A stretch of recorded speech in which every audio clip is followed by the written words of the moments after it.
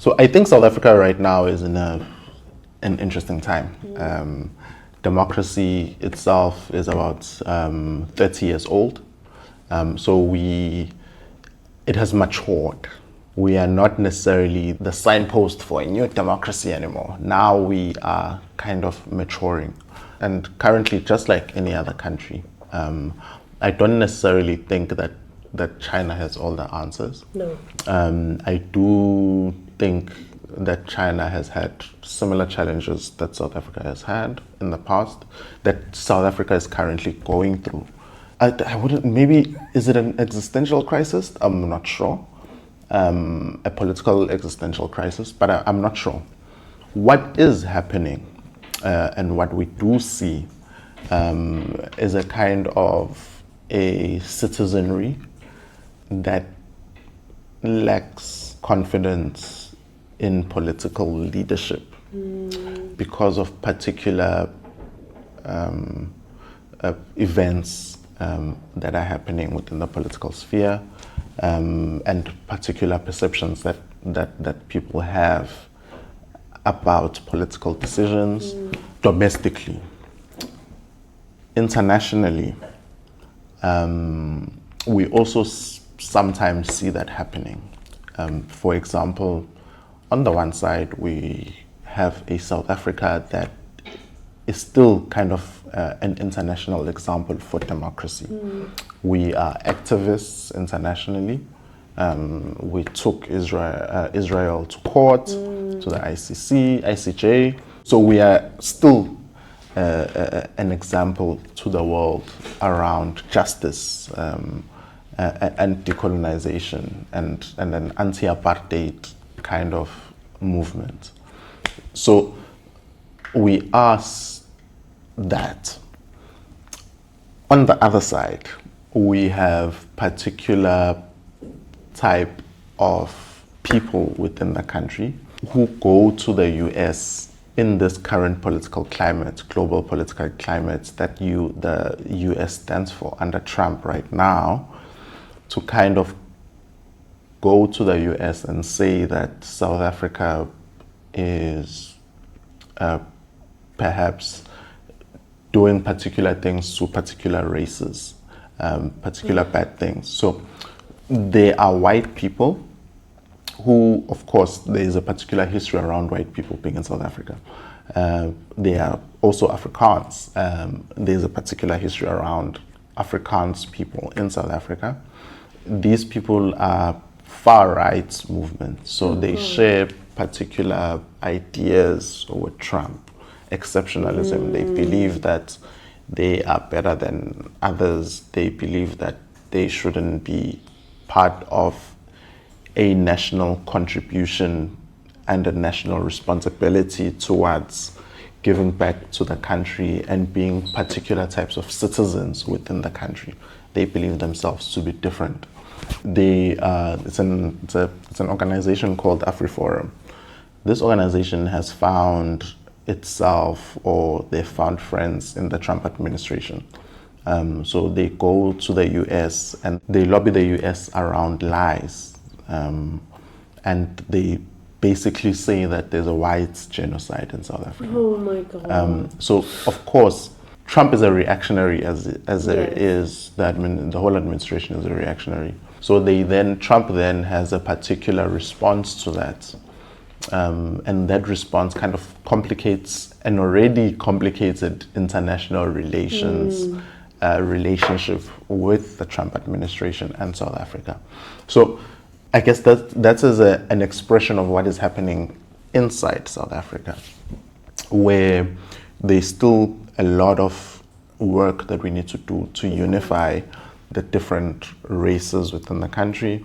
Kind of is an example of how perhaps even now, the idea of everyone living together, of a country being perhaps united around the idea of trying to achieve this national consciousness that I'm trying to talk about, has not necessarily been achieved. I understand. Because we are still divided along racial lines which is a reality around economic issues, which everyone knows. Of course, these people are not necessarily the majority of white people, but it is effects of history and effects of current consciousness that these particular elements within the white community kind of makes everyone think deeper around the relationship we have as a country amongst each other.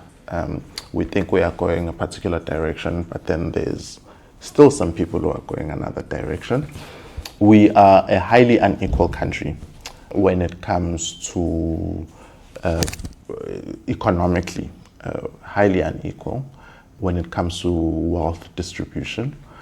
We have for example, the white community, because of the decades of colonialism and apartheid, which was structural, which made sure that a particular race achieves particular ends, and these particular ends were ends to, perhaps at its core, was also about trying to make sure that the race was economically above everyone.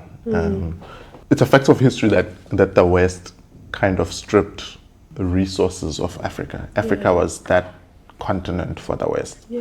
Even for the white people that settled, they continued to strip. They built a state around stripping wealth and keeping it for them and hogging it for themselves and not for everyone.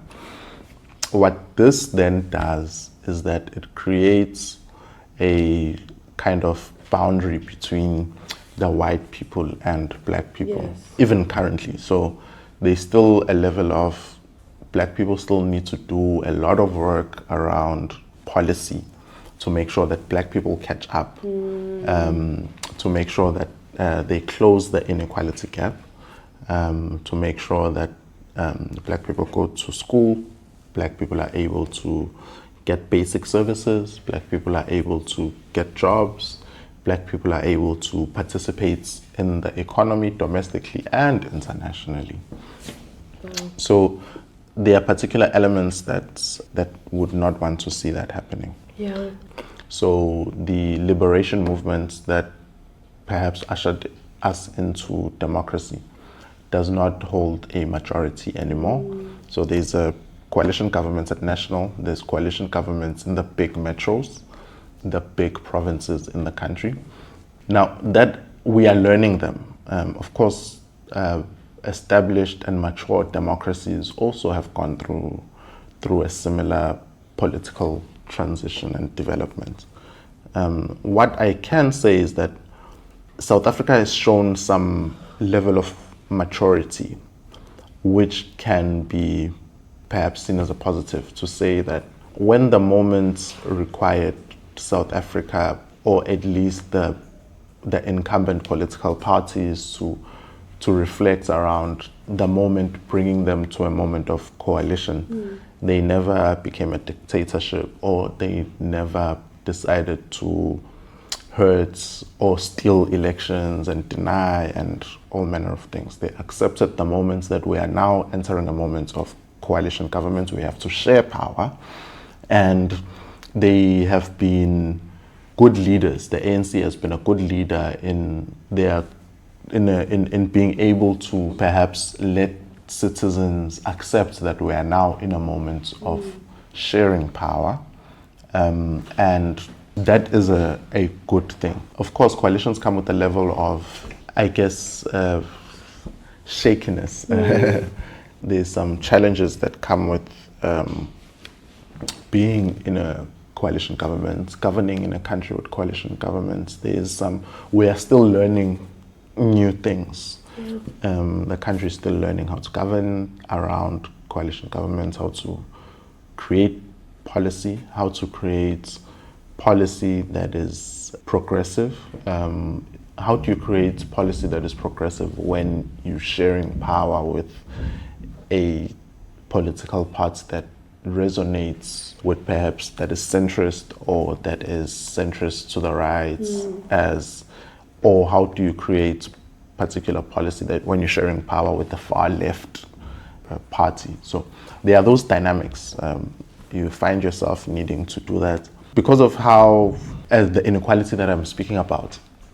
So the South Africans are kind of anxious to achieve a level of economic prosperity because of the perpetual nature of inequality that we've been struggling with. South Africans are justly impatient. Yes. And so the politics has to kind of figure out this coalition moment, but also still deliver. And we are still figuring that out. And these institutions are deteriorating because of corruption. We have entered a moment where there's large levels of consumption. And I guess it's also the neoliberal problem across the world, where we must consume and hoard wealth. So there's those issues where institutions are becoming eroded as people want access to state resources. So we are having to deal with that. Many issues. Yeah, many issues. Which I do believe that we will overcome. Yes. Maybe I'm too hopeful, but I'm hopeful that we will overcome those.